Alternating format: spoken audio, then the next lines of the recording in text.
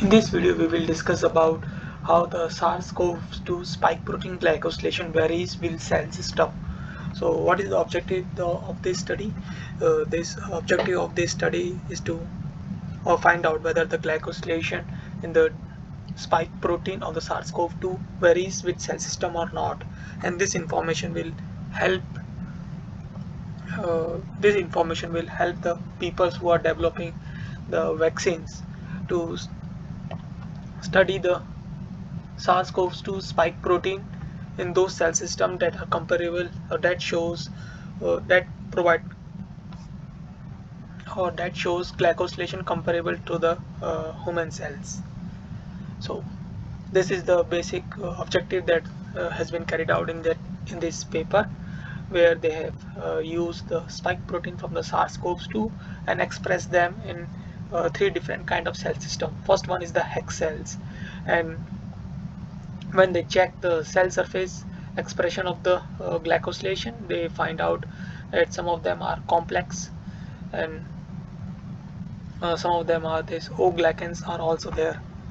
And when they express the same spike protein in different cell system, for example Baculovirus insect 1 and insect 2, they find out that there is a different glycosylation profile on the spike protein, and uh, compared to the glycosylation profile of the spike protein that is expressed from HEC293 cells. So this provides the evidence, this provides the fact or caution. This provide the caution to the peoples who are developing the vaccines to use the cell system for the study of the SARS-CoV-2 spike protein, which develop glycosylation profile uh, similar to the human cell lines. These are some of the data that they have presented there. So for HEC293, the data presented here is for the S1 domain of the spike protein. For all this data is for the S1 domain of the spike protein. So panel A is for the HEC293 cells, and they can see that most of the they are able to find 12 N-glycan sites, and they can see most of the N-glycan sites are majorly most of the N-glycan sites are complex, except some of them. That is, this one is completely high mannose glycans are observed. In this site, completely high mannose glycans are observed. If we look at this BC2 virus, spike proteins that are expressed in BC2 virus, most of the or the proportion of the glycans that are high mannose is more compared to the complex, and this difference is this difference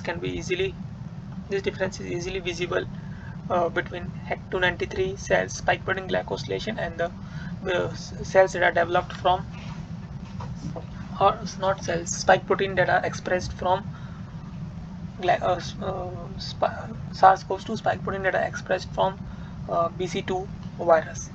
And the when they express the spike protein of SARS-CoV-2 from BC1 virus, they can see the similar profile, that is uh, not similar profile, but the profile that is different from the HEC293 and from BC1 BC1 spike protein. That is most of the there is a proportion of the glycans that are high mannose and complex are more or less equally divided, and which is different from the first two cases. And another more important thing that they have find out is that in the BC2 case, they have find out one more glycan site compared to the HEC293 cells spike protein, expressed spike protein. And for BC1 cells, they are able to find out that there are two additional N-glycan sites compared to the HEC293. And when they did the N-glycan profiling, and from multi MS, they used uh,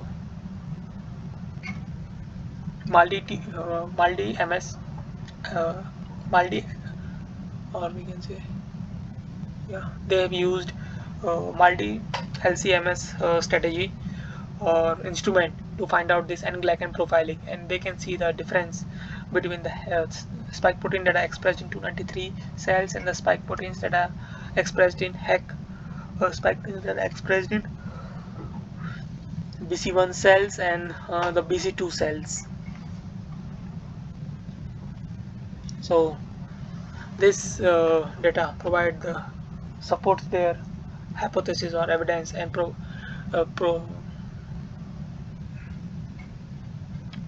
provide a caution to the biologists who are developing the vaccines to treat this SARS-CoV-2 virus. So if you need to understand more about this study in details, you can go through the description, you can go through the reference that has been provided in the description. That's all for this video. Thank you for your time.